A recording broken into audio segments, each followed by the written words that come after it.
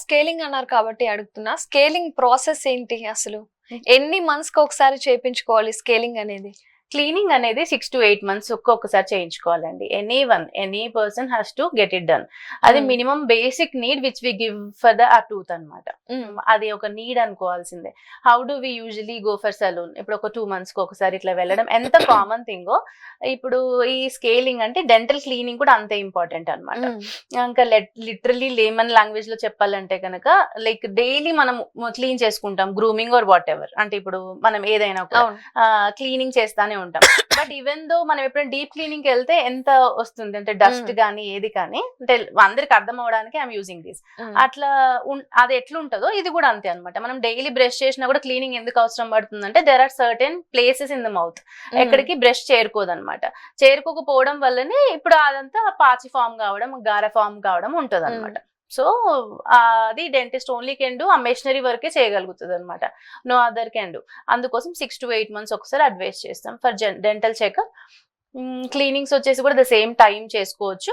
కాకపోతే very few patients, కొంతమంది చాలా మంచి మెయింటైన్ చేసే వాళ్ళు ఉంటారు. చూసినప్పుడు కన్సల్టేషన్ చెక్ చేసుకున్నప్పుడు మనం చెక్ చేస్తాం అనమాట. అంటే whether they need cleaning or not. కొంతమంది అట్లా వచ్చిన వాళ్ళు కూడా ఉంటారు అనమాట. వాళ్ళకి అవసరం లేకుంటే వీళ్ళు అంతే, మళ్ళీ ఇంకొక 6 months తర్వాత రండి అనేసి. థింగ్ హార్డ్లీ పేషెంట్ కి ఏం లూజ్ అవుతుంది, ఒక కన్సల్టేషన్ లూజ్ అవుతారు అంతేకాని.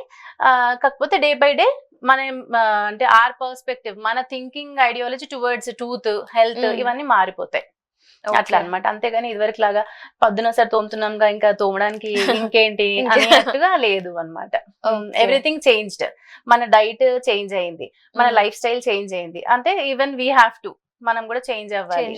అంతేగాని ఇంకా పెద్దవాళ్ళు అంటుంటారుగా ఈ పళ్ళకి డాక్టర్లు ఏంటి, పళ్ళకి క్లీనింగ్ ఏంటి అన్నట్టుగా లేదు ఇప్పుడు. డబ్బులు ఎక్కువ ఎగ్జాక్ట్లీ అంటుంటారు. అంటే వస్తుంటారు కదా నా దగ్గరికి కూడా. వచ్చినప్పుడు పిల్లలకి ఇంట్రెస్ట్ ఉంటుంది చేయించుకోవాలి అంటే దే ఫేస్ మెనీ థింగ్స్. అంటే ఫ్రెండ్స్ తో ఏమన్నా దే మైట్ ఆఫ్ ఫెల్ట్ అంటే బ్యాడ్ బ్రెత్ ఉందిరా అని అనడము, అట్లాంటివి ఏమన్నా ఎల్లో టీత్ ఉన్నాయి అని కూడా కొందరు అంటూ. సో వాటి కోసం వచ్చినప్పుడే వీ టెన్ టు టెల్. కాకపోతే వాళ్ళు కొంచెం అది అర్థం చేసుకోవాలి, it is necessary, it is need of the hour అని అట్లా. ఓకే.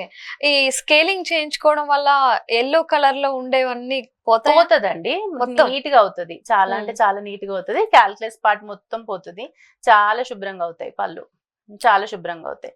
ఎల్లోనెస్ అంటే మళ్ళీ ఎల్లోనెస్ లో 2 parts ఉంటుంది. అంటే క్యాల్కులస్ వల్ల వచ్చిన ఎల్లోనెస్ ఉంటుంది, ఇంకోటేమో పళ్ళలో ఫ్లోరోసిస్ వల్ల కూడా స్టెయిన్స్ పడతాయి. ఆ ఫ్లోరిన్ స్టెయిన్స్ అయితే పోవు. ఇప్పుడు కొంతమంది మరీ టూ మచ్ గుట్కా పాన్ చ్యూయర్స్ ఉంటారు, హ్యాబిట్స్ ఉంటాయి వాళ్ళకి. అట్లాంటివి అవి ఇంట్రిన్సిక్ స్టెయిన్స్ అయిపోతాయి. స్టెయిన్స్ లో కూడా మళ్ళీ 2 types ఉంటాయి. ఇంట్రిన్సిక్ స్టెయిన్స్ అంటాం, ఎక్స్ట్రిన్సిక్ స్టెయిన్స్ అంటాం. ఇంట్రిన్సిక్ అంటే పన్ను భాగం అది ఆ మరకను పీల్ చేసుకుంటది. Okay. If at all we have any burn, ఇప్పుడు ఏదైనా దెబ్బ తగిలింది పైన తగిలింది అనుకోండి, అది కొంచెం హీలింగ్ అయిపోతుంది, మళ్ళీ మనం నార్మల్ అయిపోతాం మనం. ఇప్పుడు if at all the wound, ఆ కట్ గానీ ఏదైనా కానీ లోపలికి అయింది అనుకోండి, మనకు చర్మం కొంచెం కిందకి మీదలాగా అవ్వడము, లేదంటే ఒక మరకలాగా పడిపోవడం, ఒక గారలాగా పడిపోవడం ఎట్లుంటదో ఇప్పుడు ఈ పళ్ళల్లో కూడా అంతే అనమాట. ఇంట్రెన్సిక్ స్ట్రెయిన్స్ ఎప్పుడవుతాయి అంటే మరీ వర్స్ట్ గా పేషెంట్, ఇప్పుడు ఆ పర్సన్ ఆ గుట్కా తినడము, ఆ పాన్ తినడం బాగా పోయి ఇంకా పన్ను పీల్చుకుంటది అనమాట ఆ స్టెయిన్స్ ని. అట్లాంటప్పుడే ఆ స్టెయిన్స్ పోవు. ఇప్పుడు లేదంటే ఇప్పుడు యూజువలీ మనము ఎప్పుడు వన్స్ ఇన్ వైల్ 2 months కి ఒకసారి బయట ఫాస్ట్ ఫుడ్ తిన్నాము, లేకపోతే daily one tea or else 1 coffee, ఇట్లాంటి స్టెయిన్స్ ఎక్స్ట్రిన్సిక్ స్టెయిన్స్ అనమాట. ఆ స్టెయిన్స్ మనం క్లీనింగ్ లో వెళ్ళిపోతాయి. ఓకే. మరి అతిగా చేసినవి మాత్రమే పోవు, నార్మల్ ఇన్ జనరల్ జరిగినవన్నీ పోతాయి అన్నమాట. ఫ్లోరోసిస్ కి వచ్చేసి ఇంకా ఫ్లోరోసిస్ కూడా ఇంట్రెన్సిక్ స్టెయిన్ భాగం కిందనే తీసుకుంటాము. అంటే పన్ను ఆల్రెడీ పీల్ చేసుకుంది, ఆ ఫ్లోరిన్ లోపల డెవలప్మెంట్ ఉన్నప్పటి నుంచే వస్తుంది కాబట్టి అది ఇంట్రెన్సిక్ ఏ ఉంటది. కొంచెం అది క్లీన్ చేసుకోవడమే కొంచెం ఇబ్బంది, అంటే ఇన్ ద సెన్స్ అంత సక్సెస్ రేషియో ఉండదు. అయితే అట్లాంటి వాళ్ళకి ఏం చేస్తామంటే యూజువలీ బ్లీచింగ్ అని ఉంటది. టూత్ బ్లీచింగ్ అంటాం. అంటే usually how we done or bleachings and all rarely ఇప్పుడు సలూన్ లో అట్లా గనక టూత్ బ్లీచింగ్ కూడా అంతే అనమాట. It tends to change the colour of the tooth.